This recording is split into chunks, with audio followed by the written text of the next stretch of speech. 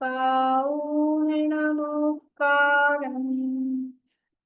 जिणवरवस हस्त वर्तमानस्त दंसनमग्गं गोच्छामि जहाकम्मं समासेन कर्णमन जिनवर वृषभेव वीर श्रीवर्धमान को संक्षिप्त दिग्दर्शन यथाक्रम करूं दर्शन मास का। अष्टपाउल जी नामक के एक ग्रंथ है। आचार्य श्रीमद् भगवंत कुंद आचार्य द्वारा प्रणीत के अंतर्गत दर्शन पाहुड़ जो पहला पाहुड़ है उसकी चर्चा यहाँ चल रही है। और इसमें सबसे पहले ये कहा गया है कि धर्म का मूल दर्शन है। दर्शन पाहुड़ दर्शन की महिमा इसमें बताई गई है। दर्शन का सामान्य से अर्थ जो श्रद्धान है वो दर्शन है, और वो श्रद्धान दर्शन वो उसको यहाँ इस रूप में कि जो बाहर से धर्म जिस रूप में दिखाई दे रहा है उसको यहाँ दर्शन के रूप में ले रहे हैं। और वो श्रद्धान कैसे दिखाई देगा, कि किस तरह से पहचान होगी, वो चर्चा यहाँ चल रही है। दूसरी गाथा की चर्चा अपनी यहाँ हो गई है। गाथा का पाठ करते हैं, गाथा और पद्यानुवाद। दंसण मूलो धम्मो ओवयेत्थो जिणवरेहि से स्थानम तम सोण सकन्ने दंसणहीनो नवन्दिको सद्धर्म का है मूल दर्शन जिनवरेंद्रों ने कहा हे कान वालों सुनो दर्शन हीन वंदन योग्य न। धर्म का मूल वो दर्शन है, इसलिए जो दर्शन से रहित हो उनकी वंदना नहीं करनी चाहिए। तम सोम सकन्ने, एक कान सहित जीव जो तुम हो, कान मिले हैं तो सुन लो कि दर्शनहीन की वंदना नहीं करना चाहिए। तो कैसे पहचाने कि दर्शनहीन है कि दर्शन से रहित है, उसको पहचानने के लिए अंतरंग और बहिरंग रूप से यहाँ चिन्हों की चर्चा हमने देखी है। उसमें बहिरंग चिन्हों में जो बिल्कुल स्थूल बाहर के चिन्ह है उसमें प्रशम संवेग अनुकंपा आस्तिक इत्यादि, और उसी को 8 रूप में और निशंकित आदि 8 अंगों के रूप में यहाँ चर्चा की गई है। कल अपने 8 अंगों की चर्चा हुई थी। क्या क्या नाम है 8 अंग कौन कौन से हैं? तो कोई याद है मेरे ख्याल से ना? आपने कल बोले थे, बोलिए आज भी बोलिए। निकंशित, निशंकित, निकांशित, अमूढ़ दृष्टि, उपगूहन, स्थितीकरण, वात्सल्य और प्रभावना। एक छूट गया बीच में, निशंकित, नंबर भी छूट गया। उपगूहन, स्थितीकरण, अमूढ़ दृष्टि, उपगूहन छूट गया। निशंकित, निकांशित, अमूढ़ दृष्टि, निर्विचिकित्सा, निर्विचिकित्सा, निर्विचिकित्सा, निर्विचिकित्सा, अमूढ़ दृष्टि, उपगूहन, स्थितीकरण, वात्सल्य, प्रभावना। बढ़िया, बहुत अच्छा। ये सारे ही अंग, जैसे कल हमने स्थितिकरण और प्रभाव ये सब चर्चा की। वात्सल्य, स्थितिकरण, प्रभावना, उपगूहन। तो निशंकित, निकांक्षित, ये तो अपने को ऐसा लगता है ये तो अपने श्रद्धान से संबंधित है, अपनी भोगों की वांछा नहीं होनी कांक्षित है। निर्विचिकित्सा में क्या कहा था? विशेष अर्थ किया था या निर्विचिकित्सा का क्या कहा था?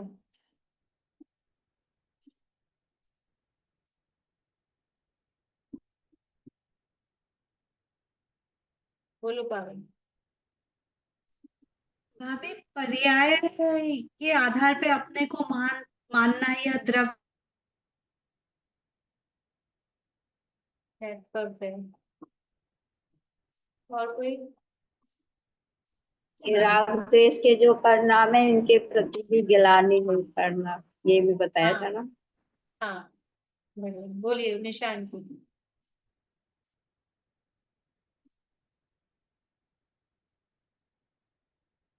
बाहरी जो देखने में आता है कि ये संपदावान है, सुंदर है, अच्छे शरीर वाला है, दीन है, उससे उसको छोटा बड़ा मानना, ये हाँ, मतलब ये एक तो निर्विक चिकित्सा का अर्थ हम सामान्य रूप से करते हैं, जो पदार्थ गंदे पदार्थ हैं उनको देख के ग्लानि, या अगर मलिन शरीर को देख के, वो तो है ही है। लेकिन यहाँ कहा था कि मलिन भावों को भी देखकर दूसरे के इसके परिणाम कैसे हो रहे हैं, तो उसके मलिन भावों को देखकर उससे ग्लानि नहीं करना। ये शब्द दिए थे यहाँ पर अपने में। हाँ, वही शब्द दिया, अपने में अपने गुण की, पेज नंबर 9 पे है। अपने गुण की महत्ता की बुद्धि से अपने को श्रेष्ठ मानकर पर में हीनता की बुद्धि हो।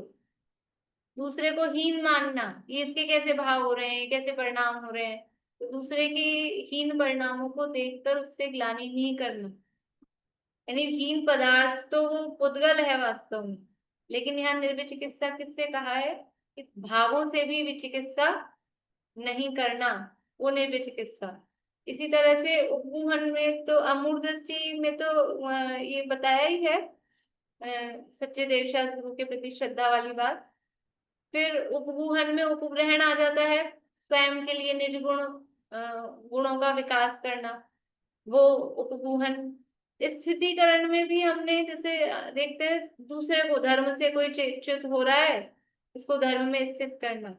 लेकिन स्थितिकरण स्वयं के लिए होगा कि नहीं होगा, कि स्वयं भी यदि धर्म से चलायमान हो रहे हो, च्युत हो रहे हो, परिणामों में शिथिलता आ रही हो, तो खुद को सबसे पहला कर्तव्य तो स्वयं को धर्म में स्थित करने का, कि हम पहले हमारे परिणाम कैसे थे, कितने उच्च परिणाम थे, अब ऐसा कैसे हो गया।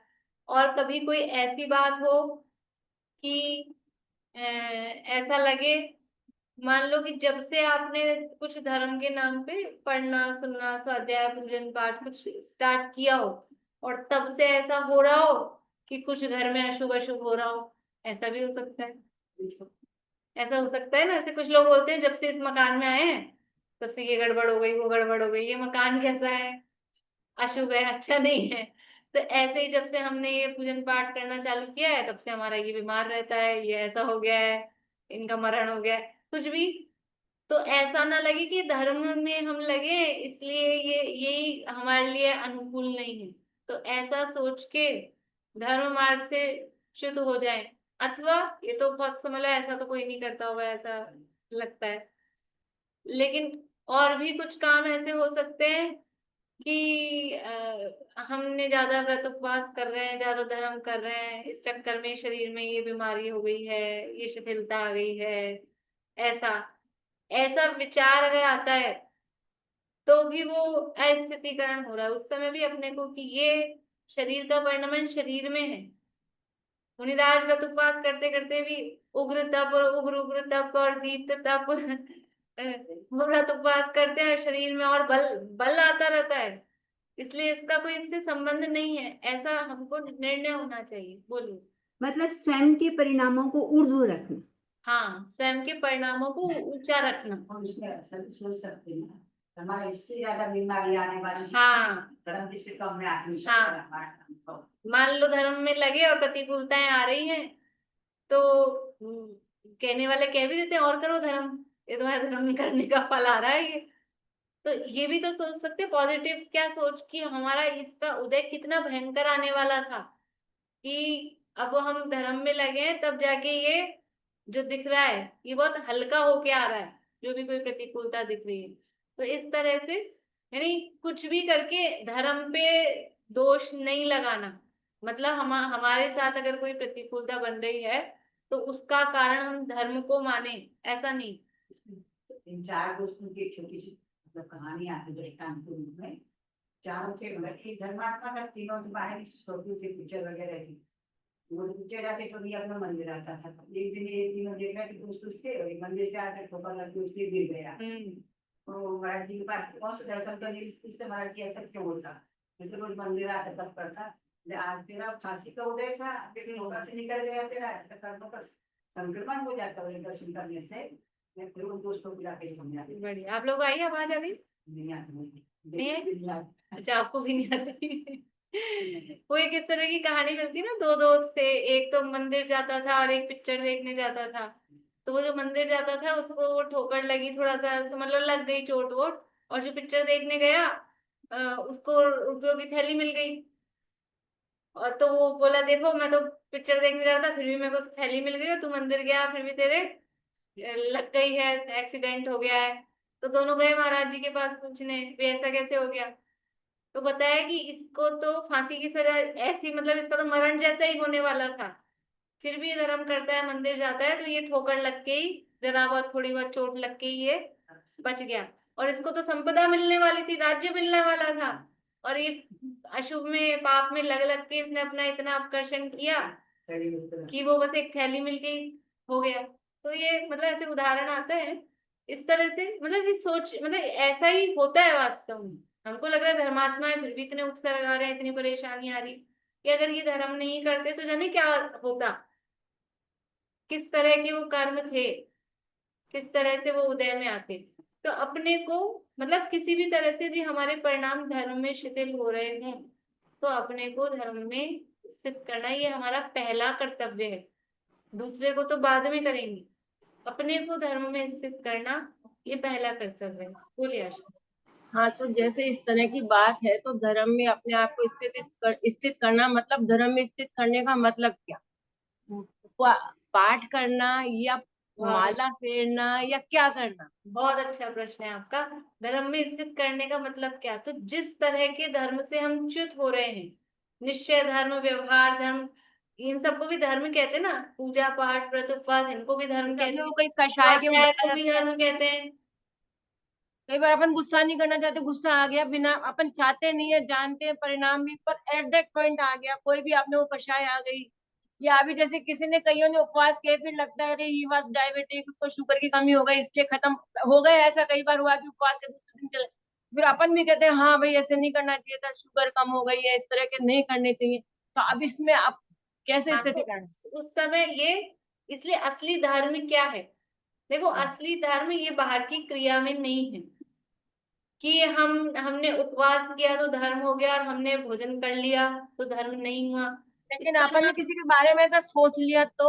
हाँ, सोच लिया तो भी मतलब ये इसलिए कि उसमें जिद्दी वाली चीज नहीं होनी चाहिए। अगर उन्होंने मतलब ऐसा खींचतान करके किया है, जो अपने समझ लो मेरा शारीरिक मतलब ये नहीं स्वास्थ्य है या वो, जीवन के साथ जो वो हो रहा है, उनने तो जो किया वो हो गया, अपन ने ऐसा भाव किया, अपन तो कैसे वो नहीं कर सकते? अपने भाव के लिए ही हम, कि हमको ऐसा भाव धर्म के प्रति अब उसको व्यवहार से धर्म कहते हैं, लेकिन धर्म ये नहीं कहता है कि आप बस खींचतान करके वो करो, अगर आपके अनुकूल नहीं पड़ रही है वो चीज। वही मैं कह रही हूँ कि जैसे, अब जैसे मुझे मुझे सबने ऐसा कहा, तुम्हारे तो 10 दिन बेकार हो गए, 10 लक्षण बर्बाद, तुम्हारा तो सारा धर्म छूट गया।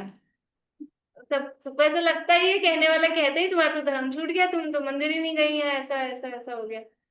लेकिन क्या मंदिर जाने में ही, या मैं इस थाली का माल उस थाली में चढ़ाती, उसी में धर्म होता है क्या? धर्म उसका नाम थोड़ी ना है। हम आराधना के दिन थे ना, आराधना हुई कि नहीं हुई, अंदर संक्लेश बढ़ा, कल मंदिर जा रहे हैं, इधर उधर वो कर रहे हैं, आवाज कट रही है। नेटवर्क वीक होगा आपका। इस थाली का माल उस थाली में कर रहे हैं, और कषाय बराबर उतनी ही है, आकुलता बराबर उतनी ही है, संक्लेश उतना ही है। तो धर्म का मतलब ये नहीं, धर्म का मतलब है कि जो जीव को सुख में पहुंचाए। तो सुख और शांति हमको मिल रही है कि नहीं मिल रही है, उसका नाम धर्म है। अब ये उदाहरण में ये आता है, क्रिया वाले उदाहरण देने में कि व्रत उपवास आदि, लेकिन नहीं, वास्तव में ये है। तो आपको तो चलिए, यदि किसी व्यक्ति ने उपवास कर लिया जबरदस्ती, और वो बीमार था, और वो उसको समझ लो वो उपवास करने से तबीयत बिगड़ गई, मरण तक हो गया, या बहुत बुरी स्थिति हो गई, ऐसा कुछ हो गया, और फिर हमको ये विचार आता है ऐसा नहीं करना चाहिए, तो वो विचार अगर हमारा ये सोच के आया है कि वास्तव में इसमें धर्म नहीं है, और वो ये करके भी वो संक्लेश कर करके वो अपना उपवास को निभा रहा है, तो उसका नाम धर्म नहीं। तो हमारे भाव आ गए तो उसमें कोई बात नहीं, हमारे तो सच्चे धर्म के प्रति ही भाव आए हैं कि धर्म असली क्या है। लेकिन फिर भी कोई वैसे च्युत होता हो कि पहले तो पूजन पाठ करता हो, व्रत उपवास करता हो, और अब विषयों में लग गया है वो उधर से छोड़ के, तो उसको इसमें स्थित करना, तो इसलिए उसके लिए ये भी धर्म है। हम स्वयं भी पहले पूजन पाठ व्रत उपवास करते हो और अब हमारी तबीयत ठीक नहीं रहती, तो हम बिना खेद खिन्न बरते, मान लो हम उपवास करते थे चतुर्दशी का, और अभी हमारी तबीयत उस लायक नहीं लग रही हमें कि हम उपवास करें, तो हमने एक आसन किया या दोनों टाइम भी खाया, जो भी किया, और फिर भी उसमें थोड़ा भी मन में ऐसा खेद नहीं आया, और स्वच्छंद होके आराम से कुछ भी मतलब खाया पिया ऐसा किया, तो ऐसा नहीं, अंदर खेद बरतता हुआ चले, तो वो मतलब अपना स्थितिकरण हाँ, वही वही है ना कि अपन किसी के लिए धारणा गलत बना देते हैं, तो उसमें अपन को कैसी स्थिति रहे कि नहीं भाई ठीक है जो है ऐसा ही होना था। हाँ हाँ ऐसे स्थितिकरण रखना चाहिए ना भाई, अब क्या पता उसके क्या भाव है, अपने को क्या पता। हाँ, दूसरे के लिए अपने को सोचना ही नहीं ना कि भाई इसने क्या कैसे क्या कहने किया। कहने में अपन देखो, कहते थे आता है, वो आदत पड़ी है ना, वो आदत को बदलना चाहिए। हाँ। तो किसी को भी देखते ही, अब ज्यादातर तो ऐसे ही आता है, यदि हमको जो किसी सुनते हैं को वो अपनी अपन के खींचता साथ हो और वो ज्यादा व्रत उपवास मतलब कुछ भी ज्यादा करे, तो यही लगता है कि उसका तो ढोंग है कि खींचतान है या जबरदस्ती करता है, ऐसा लगता है। असलियत जाने बिना अपन भी उनके साथ हो जाते हैं। ये भी बात तो है ना कि उनकी बिल्कुल असलियत अपने को भी पता नहीं, उनको भी पता नहीं, पर अपन भी हाँ में हाँ मिलाते हैं। सही वो सही।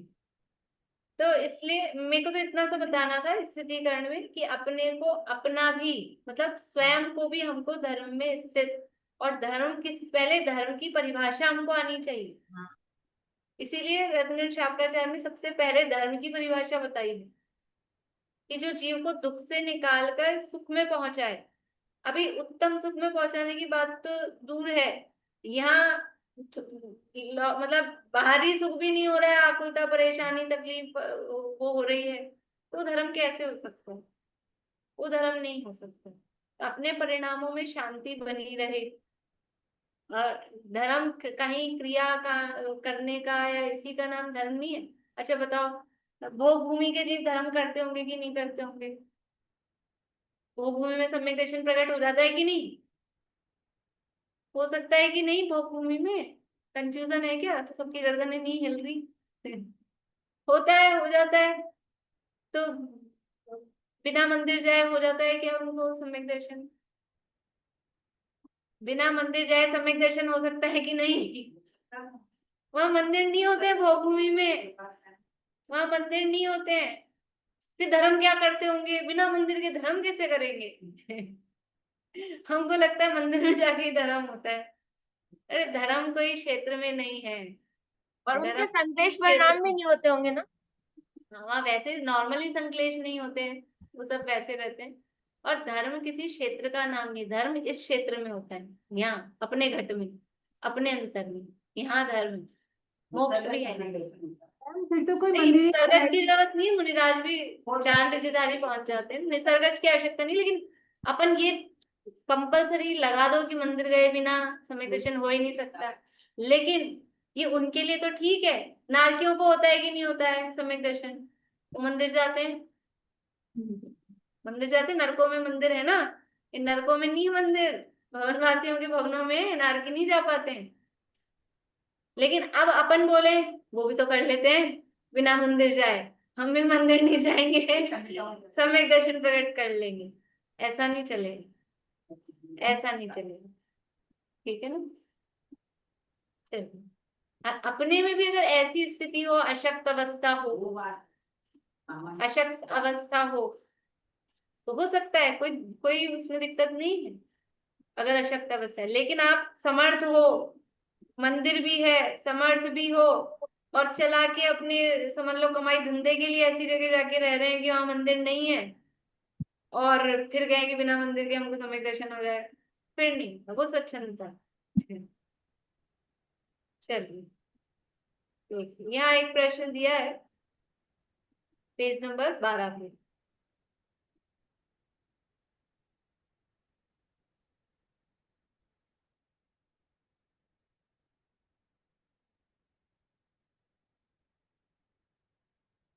यदि यह सम्यक्त्व के चिन्ह मिथ्या दृष्टि के भी दिखाई दें तो सम्यक मिथ्या का विभाग कैसे होगा? अपन ने कल चर्चा की थी कि ये चिन्ह मिथ्या दृष्टि, ये तो यदि कह रहे हैं, यदि नहीं, मिथ्या दृष्टि के भी ये चिन्ह होते हैं, क्योंकि सम्यक के पहले भी ये चिन्ह होते हैं। कल अपन ने बात की थी ना, ये सम्यक के पहले होते हैं कि बाद में होते हैं कि साथ में होते हैं। पहले भी होते हैं और साथ में भी होते हैं।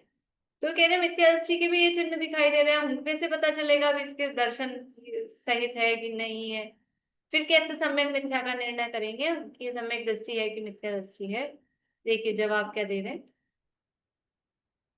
जैसे चिन्ह सम्यक्ति के होते हैं वैसे मिथ्यात्वी के तो कदापि नहीं होते। चिन्ह तो दिखेंगे, लेकिन सम्यक दृष्टि के जो ये चिन्ह होंगे वैसे मिथ्या दृष्टि के कदापि नहीं होंगे। तथापि अपरीक्षक को समान दिखाई दे तो परीक्षा करके भेद जाना जा सकता है। कैसे करें परीक्षा? तो कह रहे हैं परीक्षा में अपना स्वानुभव प्रधान है। देखो वहां तो अपन मार्केट में जाते हैं ना, डायमंड खरीदने गए, अब जैसा डायमंड होता है वैसा का वैसा वो कांच इमिटेशन, वो भी उतना ही चमकदार होता है, उससे ज्यादा ही चमकता है, बढ़िया चमकता हुआ दिखता है। अब कैसे पता लगे सच्चा है कि झूठा है? मोती बोल दो, हीरा बोल दो, माणिक बोल दो, वैसे ही दिखते हैं। तो क्या करना पड़ेगा? परीक्षा करनी पड़ेगी। और कैसे करेंगे? कि कह रहे परीक्षा में वहां तो हमारे को अनुभव क्या है, हम तो समझ लो जो जौहरी है उसी के आधार पे, विश्वास पे काम करते हैं। वहां तो अपने को तो इतना आता नहीं है। लेकिन यहाँ पर हर को जौहरी, जौहरी आप जिनन, यहाँ सब जौहरी हैं। ये अपना जो चैतन्य रत्न है उसको पहचानने के लिए प्रत्येक आत्मा वो स्वयं जौहरी है। और ये सम्यक्त्व रत्न, रत्नत्रय है ना, इस रत्नत्रय को पहचानने के लिए भी हम खुद ही ज्वेलर हैं। तो कैसे पहचानेंगे? कि अपना स्वानुभव, अपने अनुभव से। तो जैसे जो ज्वेलर होता है, जौहरी होता है, वो उसको कैसे पता लगता है? जहाँ पापा काम करते थे तो पापा लाते थे, तो हमको एक से लगता था पापा ये इतना महंगा है, ये इतना, मतलब ये महंगा है, ये थोड़ा कम सस्ता है, ये कैसे पता लगता है? वो देखते हैं इसमें पानी है, कलर स्टोन में ऐसे, तो अपने को तो पानी वानी कुछ दिखता नहीं है ऐसे। तो कैसे आता है? एक्सपीरियंस से। जो भी ज्वेलरी का काम करते हैं तो सीखते हैं, किसी के साथ रह के सीखते हैं, एक्सपीरियंस से आता है। तो यहाँ पे भी कैसे आएगा? ये एक्सपीरियंस है, अपना स्वानुभव, कि खुद को अपने को एक्सपीरियंस है, मैं सम्यक दृष्टि हूँ तो मेरी परिणति कैसी होती है और दूसरे की परिणति, तो वो सम्यक दृष्टि कदाचित, वो भी कदाचित पहचान सकता है।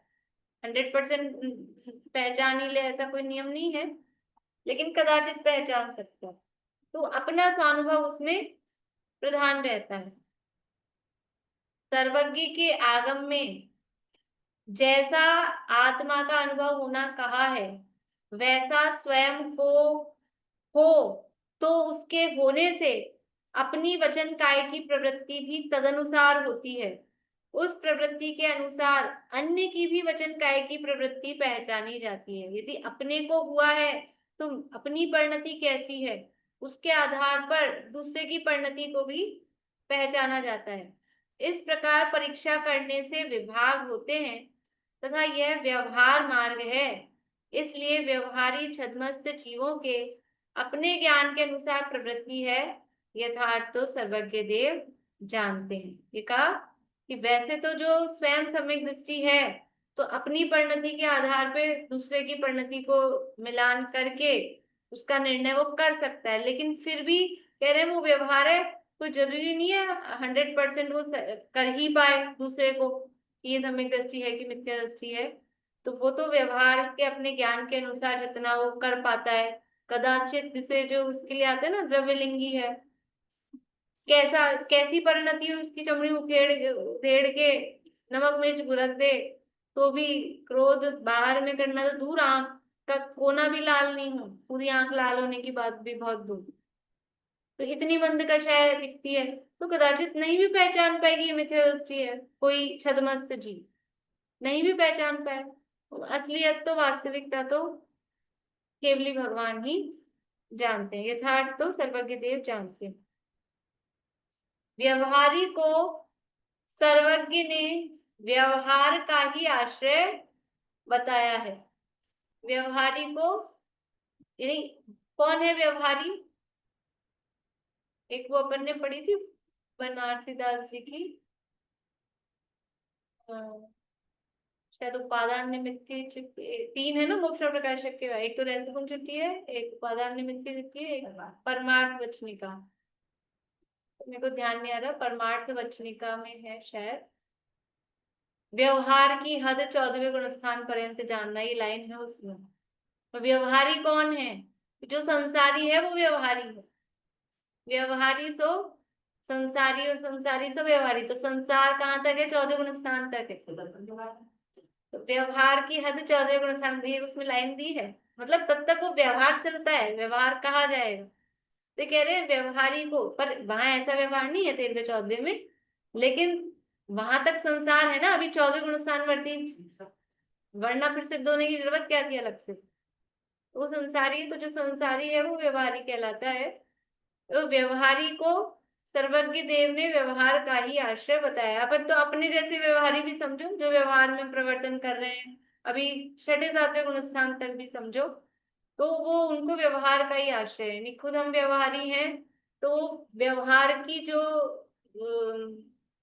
का जो निर्णय है, नमस्कार करना, इनको पूज्य मानना नहीं मानना, किसकी कितनी विनय करना, ये सब निश्चय है कि व्यवहार है? ये सब व्यवहार है। किसको कितना ऊंचा आसन देना, कहाँ बिठाना, किस तरह से उसकी विनय करना, ये सब व्यवहार है। तो ऐसा करने वाले वो जीव को व्यवहारी है, तो उनको व्यवहार का ही आश्रय, अर्थात उनका जो आचरण है वो व्यवहार का ही देखा जाएगा। फिर अंदर का श्रद्धांश वो दिखता भी नहीं है, देखने की जरूरत भी नहीं है। बाहर में क्रिया प्रवृत्ति यथार्थ दिख रही है, आगमानुकूल दिख रही है, तो उसको यथार्थ श्रद्धांश माना जाता है। तो का व्यवहारी को सर्वज्ञ देव ने व्यवहार का ही आश्रय बतलाया है। यहाँ फुटनोट दिया है, पहले फुटनोट पढ़ लेते हैं। स्वानुभूति ज्ञान गुण की पर्याय है। स्वानुभूति छपा है इसमें, तो स्वात्मानुभूति को स्वानुभूति को एक ही बात है, एक ही बात है। स्वानुभूति ज्ञान गुण की पर्याय है। ज्ञान के द्वारा सम्यक्त्व का निर्णय करना, उसका नाम व्यवहारी को व्यवहार का आश्रय समझना। जो पीछे बात कही थी ना कि अनुभूति को सम्यक्त्व का लक्षण कहा, और अनुभूति है ज्ञान गुण की पर्याय, और सम्यक श्रद्धा गुण की पर्याय, तो वहां पे भी उसको बहिरंग चिन्ह व्यवहार से चिन्ह कहा था। वही बात यहाँ कह रहे हैं कि स्वानुभूति, ऊपर कहा था अपना अनुभव स्वानुभव, स्वानुभव कहो स्वानुभूति कहो, ये ज्ञान गुण की पर्याय है। और ज्ञान के द्वारा सम्यक यानी श्रद्धा गुण की पर्याय का निर्णय कर रहे हैं, तो ये व्यवहार हो गया। भेद डाल दिया ना, ये व्यवहार हो गया। तो व्यवहारी को व्यवहार का आश्रय समझना, किंतु भेद रूप व्यवहार के आश्रय से वीतराग अंश रूप धर्म होगा, ऐसा अर्थ कहीं पर भी नहीं समझना। भेद रूप व्यवहार के आश्रय से यानी जो धर्म होगा, ये भेद जो है, भेद करके बताया, ज्ञान की अनुभूति या स्वानुभूति वो सम्यक्त्व का चिन्ह है, सम्यक्त्व का लक्षण है। तो स्वानुभूति वो ज्ञान गुण की पर्याय है, और सम्यक्त्व है वो श्रद्धा गुण की पर्याय है। तो एक गुण को दूसरे गुण की तरफ से बताया, तो दो गुणों का भेद किया। आत्मा में अभी हर्ष का एक उन्होंने वहां प्रवचन किया था, ये आत्मा में ऐसे गुणभेद है क्या वास्तव में? ये ऐसे भेद है ही नहीं। अच्छा बताओ, आत्मा में छोड़ो, पुद्गल में, आम में ऐसे भेद है? रस कहीं है, रंग कहीं है, उसका गंध कहीं है, वो सब अभेद अखंड है पूरा। ये तो जो भी भेद करके बताए हैं ये समझने समझाने के लिए किए हैं, ऐसे कोई भेद है नहीं। अलग अलग गुण ढूंढने जाओ किसी वस्तु में, कहाँ यहाँ तो रस मिलेगा और यहाँ वर्ण मिलेगा, या निकाल के देखो उसको, निकाल लो अलग, कि निकाल लेते हैं ना हम उसका नींबू का सत उसमें से निकाल लेते हैं, गुलाब का निकाल लेते हैं, कि कुछ नहीं निकलता है, गलत फहमी है कि उसका खाली रस रस निकाल लिया। आम का तो निकाल ही देते हैं रस, ये ऐसा कुछ नहीं होता। उस रस में स्पर्श रस गंध वर्ण चारों है कि नहीं है? जो आम का रस है उसमें चारों है कि नहीं है? चारों है। वो तो एक कहने का लिक्विडिटी को रस कह रहे हैं वहां, वो अलग चीज है। तो आत्मा में ऐसे अलग अलग गुण है ही नहीं किसी भी वस्तु में। हाँ, वो समझने समझाने के लिए ऐसे कहा है। तो ये भेद करके बताया ना आपने, अनुभूति और ये सम्यक सब अभेद अखंड है, लेकिन आपने स्वानुभूति को सम्यक का लक्षण ऐसे करके अलग अलग करके बताया, ये व्यवहार हो गया। तो कह रहे हैं ये भेद रूप व्यवहार के आश्रय से वीतराग अंश रूप धर्म होगा, ऐसा नहीं समझना। यदि धर्म का मतलब ये जो आपको रत्नत्रय प्रकट हो रहा है, ये अगर यही विचार करते रहेंगे हम,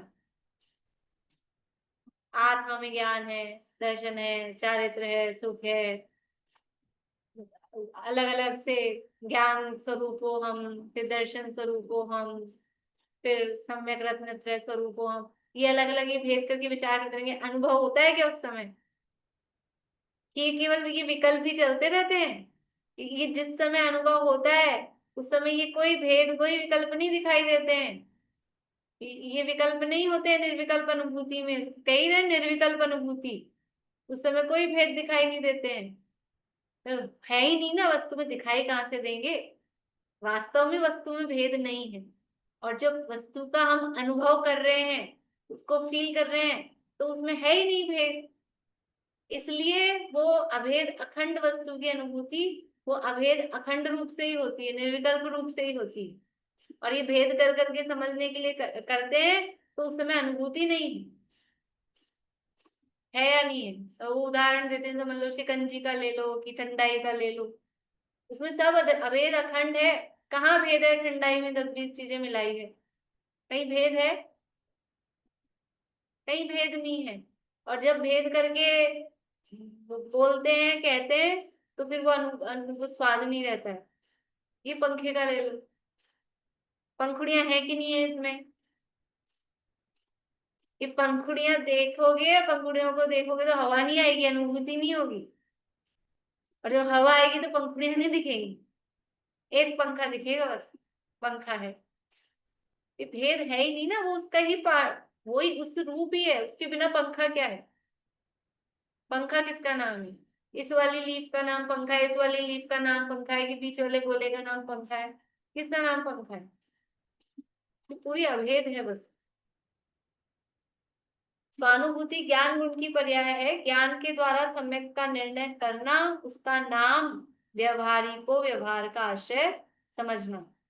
किंतु भेद रूप व्यवहार के आश्रय से वीतराग अंश रूप धर्म होगा, ऐसा अर्थ कहीं पर भी नहीं समझना। जो वीतराग भाव रूप सच्चा यथार्थ धर्म है वो भेद के आश्रय से नहीं होगा, भेद केवल समझने समझाने के लिए है। व्यवहारेणु उद्दिश्यति नानिस्य चरित्र दंसनम नाणम नवीनाणम न चरित्रम न दंसनम जान शुद्ध ज्ञाया के शुद्ध। देखिए, तो यहाँ वापस ऊपर समाधान पे आ जाइए। परीक्षा में अपना स्वानुभव प्रधान है, सर्वज्ञ के नहीं, नीचे वाला पैराग्राफ पढ़ रहे हैं, व्यवहारी को सर्वज्ञ देव ने व्यवहार का ही आश्रय बताया है। यह अंतरंग सम्यक्त भाव रूप सम्यक्त है, यह अंतरंग सम्यक्त भाव रूप सम्यक्त है, वही सम्यक दर्शन है जो अंदर में सम्यक्त का जो भाव, सम्यक्त रूप जो भाव है, सम्यक्त रूप जो परिणाम है, उसी का नाम सम्यक दर्शन है। ये जो कहा है ना कि अनुभूति का नाम सम्यक दर्शन है, आत्मा की अनुभूति, तो बोल रहे हैं, तो भेद करके कहा सम्यक तो नादो जोसो जो चेव, कि ज्ञात वह तो वही है, जो है वो वही है। ऐसे ही सम्यक तो जो सम्यक तो है वही सम्यक तो है, वही सम्यक दर्शन है। तो अंतरंग में जो सम्यक रूप भाव, जो सच्चा श्रद्धान समीचीन यथार्थ श्रद्धा रूप जो भाव है, वही सम्यक है, वही सम्यक दर्शन है।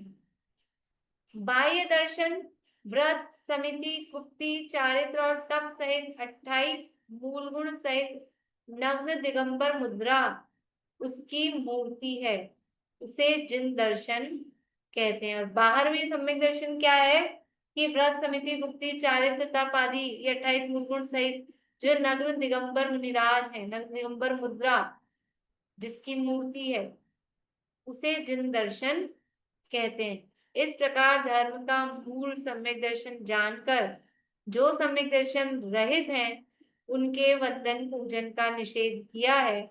ऐसा यह उपदेश भव्य जीवों को अंगीकार करने योग्य है। देखिए ये अष्टपाहुड़ ग्रंथ है, इसलिए कहा था चारित्र प्रधान ग्रंथ है। चरणान्योग के ग्रंथों में इसको अपन रखते हैं।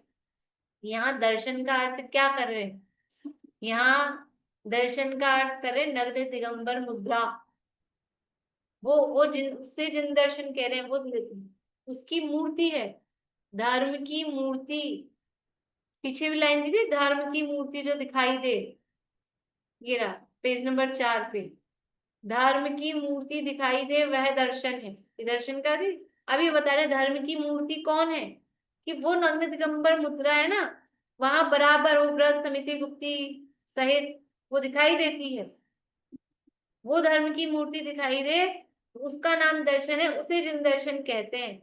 और ऐसा वो ये जो दर्शन है, ये धर्म का मूल दर्शन है। अब ये जो धर्म की मूर्ति दिखाई दे रही नग्न दिगंबर मुद्रा अकेली, सुनीता आंटी, ये जो धर्म की मूर्ति दिखाई दे रही है, वो अकेला उसका मतलब मुद्रा दिख रही है ना, वो वंदनीय योग्य नहीं है, पर वो मुद्रा से हमको उनके सम्यक्त्व का 28 मूल गुणों के पालन की जो प्रवृत्ति वो बराबर दिख रही है, तो हम उनके सम्यक्त्व का उससे निर्णय करते हैं। फिर ये जो पीछे चिन्ह दिए हैं कृष्ण आदि, तो वो सब व्रत समिति गुप्ति ये सब दिए ना नग्न दिगंबर मुद्रा में।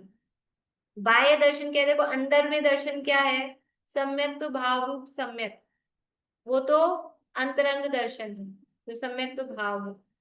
और बाहर में बाहरी दर्शन क्या है, ये व्रत समिति गुप्ति चारित्र और तप सहित 28 मूल गुण सहित नग्न दिगंबर मुद्रा। लेकिन अकेली नग्न दिगंबर मुद्रा नहीं, 28 मूल गुण सहित। तो 28 मूल गुणों का यदि निरतिचार पालन है, तो वो धर्म की मूर्ति है, वो दर्शन है, दर्शन सहित है, वो वंदना करने योग्य है। और यदि खाली नग्न दिगंबर मुद्रा तो है, लेकिन 28 मूल गुणों में वहां स्खलन है, पकड़ में आ रहा है मोटा मोटा ही, समितियों का पालन नहीं दिखाई दे रहा है, महाव्रतों का पालन नहीं दिखाई दे रहा है, तो वो धर्म की मूर्ति नहीं है, वो जिन दर्शन नहीं है। ये जिन दर्शन कह रहे हैं, जिन दर्शन मतलब जैन दर्शन। किसको क्या, अभी आगे और आगे वाले पाउडों में भी ये बोध पाउड में है, बोध पाउड में 11 बताएंगे उसमें, तो वहां पर भी सारे के सारे स्थल मुनिराज पे घटित करेंगे।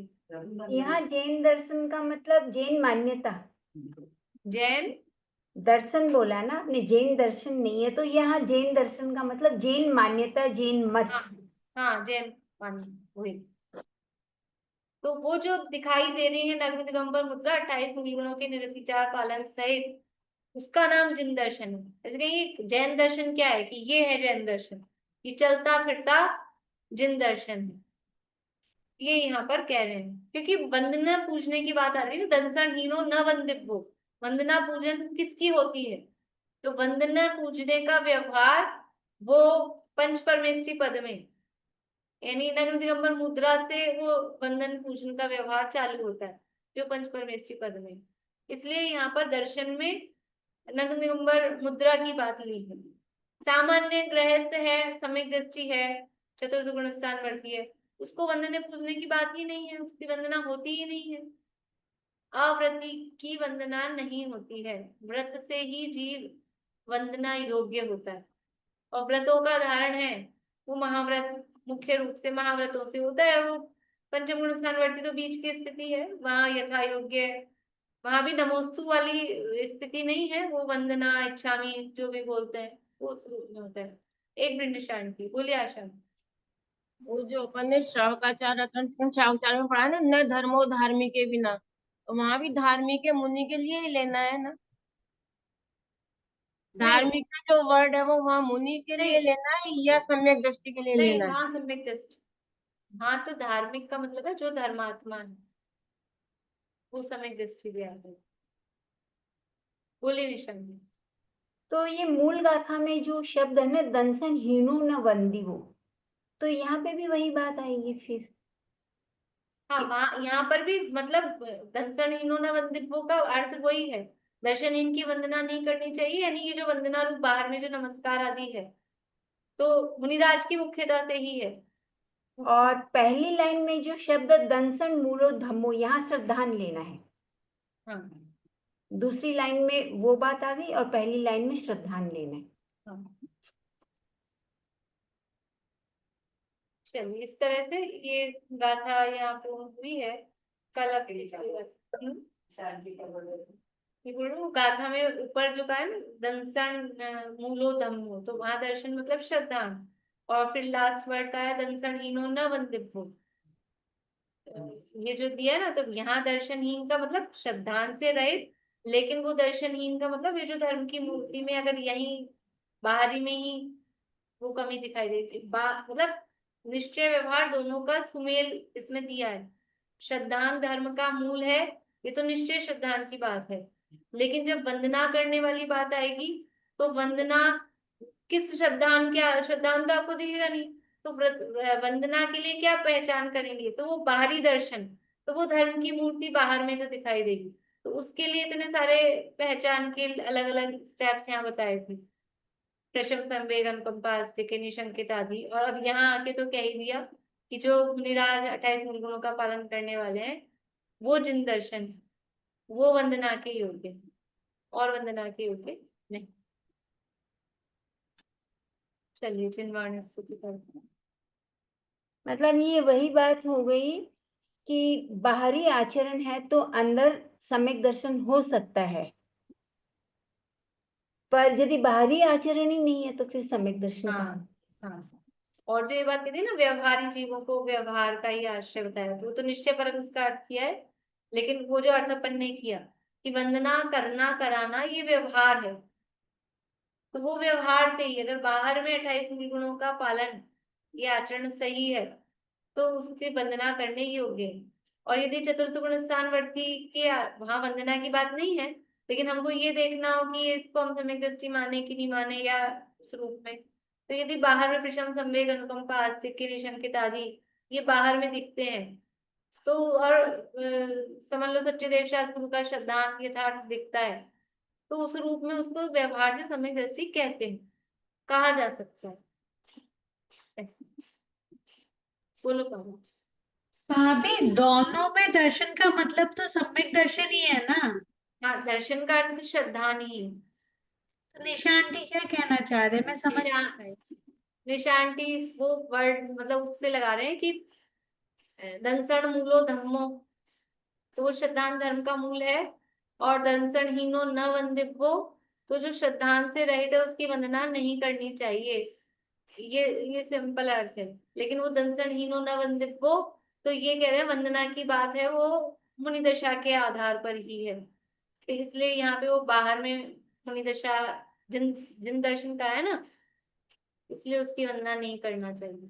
ठीक है निशांति, यही है ना आपका विचार? क्योंकि दर्शन तो दिखाई नहीं देगा ना, हम तो बाहर से ही निर्णय करेंगे हाँ, और व्यवहारी तो वही करेगा।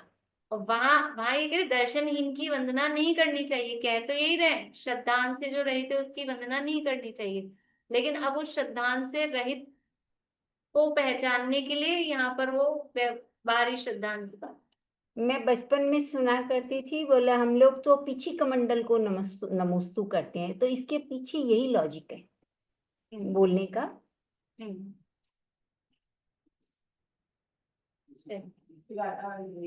हाँ, अब ये तो ये है ही दर्शन पहाड़, यही चलेगा इसमें। आगे भी गाथाओं में यही है। अब सरल, अब ये इसी का भावार्थ बढ़ा था, अब तो जल्दी जल्दी हो जाएंगी, ज्यादा मतलब ऐसे कठिनाई वाली चीजें नहीं। आशा आंटी कुछ बोलना आपको? हाँ बोलिए, आवाज चल। वो जो दिन में अपन ने पढ़ा था ना, कषाय वेदनी है, उसमें तो निमित्त मोहिनी और या घाती कर्म वाला निमित्त है। तो कषाय खुद मोहिनी कर्म का ही तो भेद है। हाँ, तो इसलिए इसको कषाय उस वाली वेदनी में तो मतलब घाती कर्म वाले निमित्त है, मतलब मोहिनी निमित्त है। और जो हाँ। अपन ने वो जो अपन साता असाता वेदनीय पढ़ते हैं उसमें अघाती कर्म यानी वो संयोग नो कर्म वाला वो है निमित्त। नहीं, नहीं जो अपन वेदनीय पढ़ते हैं ना अघाती कर्मों वाला वेदनीय, उसमें जो सुख और दुख है उसमें अनुभूति में वो नौकर्म या भारी संयोग का निमित्त ज्यादा है, और नहीं इनमें नहीं, है ना जो मोहिनी संयोग, का निमित्त ज्यादा है कषाय वेदनी में। नहीं नहीं ऐसा नहीं है, संयोग है, ये तो आपने प्रकरण बदल दिया, लेकिन संयोग का निमित्त नहीं है, उसमें भी सुख दुख भाई का वहां जो वेदन, वेदनीय, वहां भी सुख दुख का वेदन को मोह हाँ के बल वो से तो कर ठीक रहा है, है आपने ना। सही है। हाँ वहां भी तो मोह के बल से ही कर रहा है ना वो वेदनी कर्म भी काम। हाँ, तो वो जोर उसी कैसे कर रहा है, मोहिनी से हाँ, वेदनी तो में। वहां कोई सामग्री या बाहरी पदार्थों की बात नहीं है, पर वो वेदन कराने का काम कर रहा है, वो सुख दुख का वेदन अनुभव हाँ वो इंद्रिय का निमित्त बन रहे वो हैं। वेदनी है। और हाँ यहाँ ये कषाय वेदनी, इसको कहा कि ये कषाय राग वो द्वेष वाले का, निमित्त है, ये मतलब मोह राग राग द्वेष द्वेष। का वेदन कराता है अपने को, हाँ इसलिए इसको वेदनी को। चलो,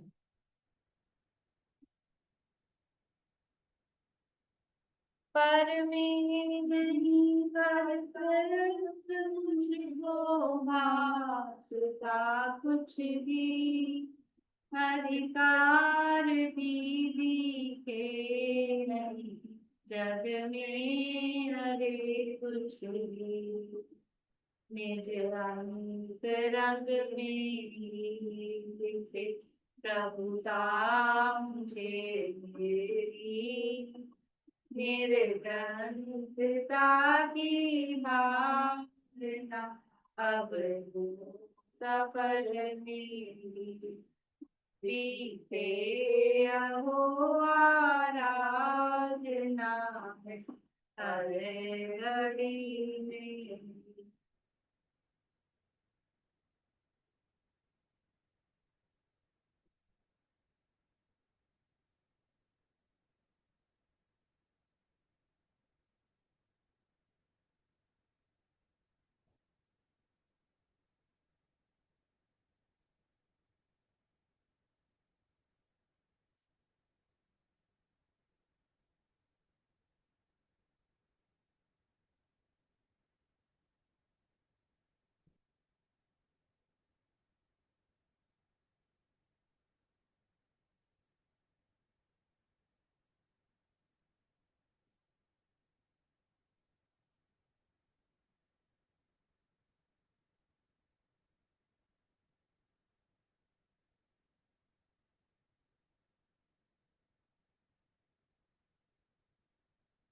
जय